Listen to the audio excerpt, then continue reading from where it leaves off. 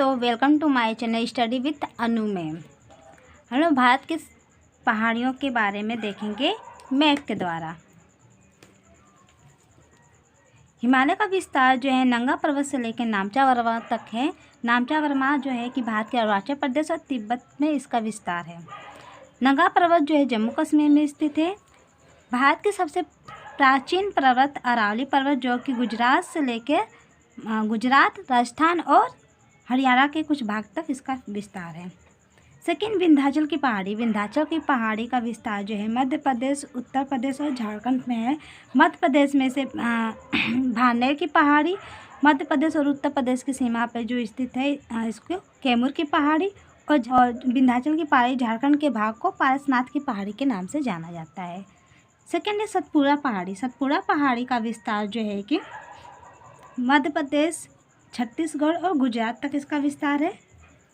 सतपुड़ा पहाड़ी की पश्चिमी भाग को राजपीपला पहाड़ी के नाम से जाना जाता है।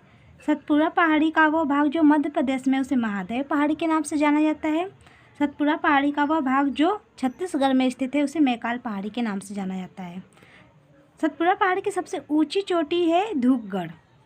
कौन सी है? तो धूपगढ़ है, जो महादेव पहाड़ी का ही भाग है।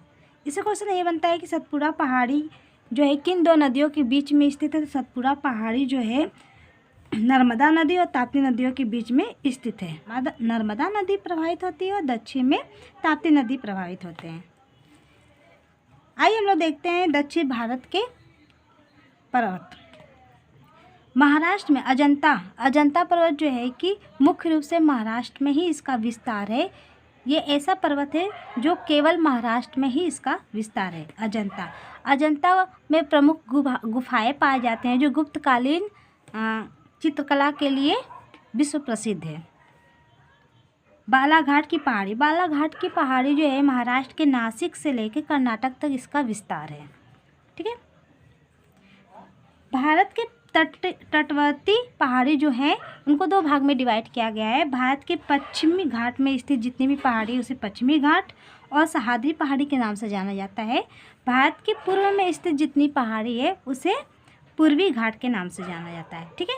तो भारत के पश्चिम में जितनी भी पहाड़ियाँ स्थित है उसे पश्चिमी घाट या सह्याद्री पहाड़ी के नाम से जाना जाता है। भारत के पूर्व में जितनी पहाड़ियाँ स्थित है उसे पूर्वी घाट या पूर्वी घाट के नाम से जाना जाता है। तो आइए हम लोग देखते हैं पूर्वी घाट में जो है कि आंध्र प्रदेश की पहाड़ी, नल्लामलाई की पहाड़ी जो है आंध्र प्रदेश में स्थित है। जावदी की पहाड़ी जो है तमिलनाडु में स्थित है। सेवराय की पहाड़ी जो है तमिलनाडु में ही स्थित है। उसके बाद नीलगिरी पहाड़ी जो है जहाँ पर पश्चिमी घाट और पूर्वी घाट आके मिलती हैं वहाँ पे नीलगिरी पहाड़ी है। तो इससे क्वेश्चन आता है कि नीलगिरी पहाड़ी जो है कि किन दो तटों को मिलाती है? तो पश्चिमी घाट और पूर्वी घाट को जहाँ पे मिलती है वहाँ पे नीलगिरी पहाड़ी है। नीलगिरी पहाड़ी की सबसे ऊंची चोटी कौन सा है? डोडा बेट्टा है। या दक्षिण भारत की दूसरे नंबर की सबसे ऊंची चोटी कौन सी है? तो डोडा बेट्टा है। नीलगिरी पहाड़ी के बाद दक्षिण में जो है कि अन्नामलाई पहाड़ी का विस्तार केरल और तमिलनाडु में है।